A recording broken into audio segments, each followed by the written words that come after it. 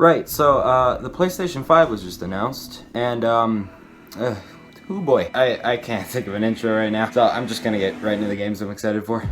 The new PlayStation 5 reveal has got everything. Some stellar additions to beloved franchises, some surprise returns, and some stunning standalones. And while some people think that the console itself looks like an air conditioner, at least it's a cool looking one. I'm looking at you, Series X. Sorry, but shut up. Now, while there were some weaker points, there's well more positives than negatives, so I want to focus on those positives. Here are the 5 games that I'm most excited for on the PS5.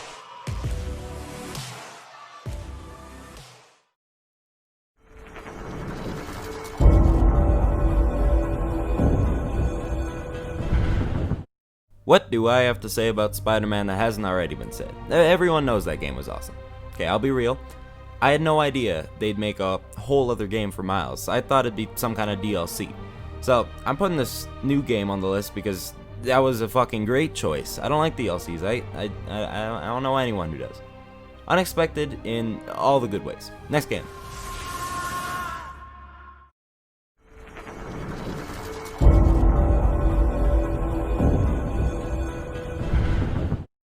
Now, I put this one on the list less out of excitement and more out of surprise. The very last thing I expected was a new installment in the Little Big Planet franchise.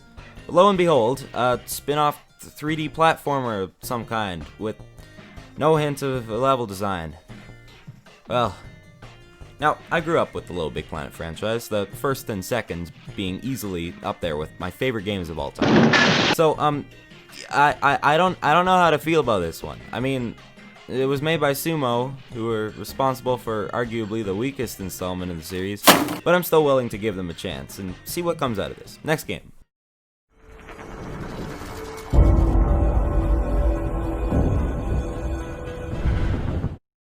As a man who played way too much Arena Wars on GTA Online, this game looks like everything I need in life.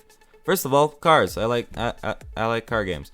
Secondly, it looks stupidly fun. It reminds me a lot of Rocket League, and while I've never once played that game, the fact that a game with that simple of a premise has had a consistent player base for 5 years, well, it's gotta be good.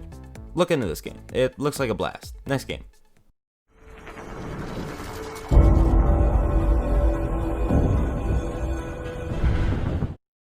This game looks just as fun as Destruction AllStars, but for completely different reasons.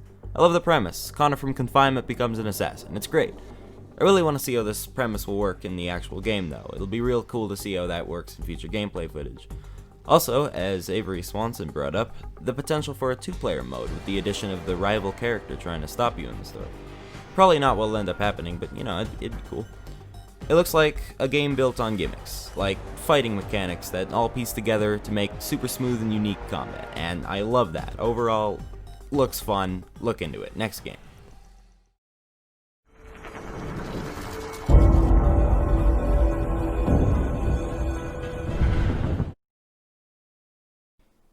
Now, out of every new game, a new Spider-Man game, a new Resident Evil game, a new Ratchet & Clank game, a new Hitman game, a new Horizons game, 3 stellar-looking remakes, 12 new standalones, and the reveal of a new installment in my childhood series, this game made me shit myself the moment the Heart Machine logo came on screen. Now, for those of you who haven't heard of Hyper Light Drifter, the precursor to this game, let me show you what that game looks like. Now look at its sequel. You could get Hyper Light Drifter on your fucking phone, and here's the successor on the most powerful gaming console ever created. Holy hell. There's another reason I absolutely love this, and that's the story behind its creator. Hyper Light Drifter was a passion project by Alex Preston, who suffers from a congenital heart defect, which he based a lot of the game on. While rather grim, he once stated in an interview that his driving force behind the game was the fact that he could die at any minute. So, the fact that they took this one man's dream from a Kickstarter project to this is, no pun intended, heartwarming. Someone needs to teach me how to do outros, my god.